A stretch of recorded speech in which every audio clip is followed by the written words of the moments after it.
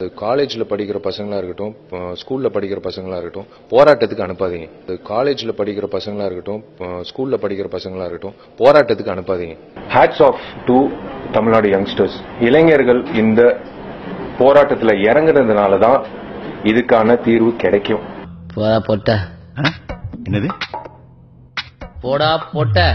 போடா பொட்ட. நடிகர் சங்கம் சார்பாக ஒரு ஒன்று சேர்ந்து காவிரி நதி பெற்றுத்தருவதற்கான விஷயங்களை ஏதாவது செய்வதற்கான முன்னெடுப்பு. There will be no politics in நடிகர் சங்கம். இல்ல, முந்தைய நிர்வாகங்கள் வந்து செய்திருக்காங்க, நீங்களும் கலந்துருக்கீங்க, பல்வேறு விஷயங்கள் செய்திருக்கீங்க.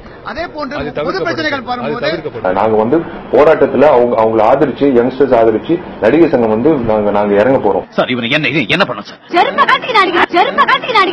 உங்க டேக் என்ன ஜல்லிக்கட்டுல? ஒரு தீர்ப்பு கொடுத்ததுக்கு அப்புறம் அதை விமர்சிக்கிறதோ இல்ல அதை பத்தி கருத்துக்கள் சொல்றதோ எனக்கு உண்மையிலேயே உடன்பாடு இல்ல.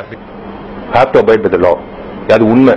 But at the same time ஒரு சென்டிமெண்ட் வந்து ஒரு விஷயம், ஒரு கலாச்சாரம் சம்பந்தப்பட்ட ஒரு விஷயம் வந்து if it can be solved by the prime minister, we can voice it out. There's nothing wrong.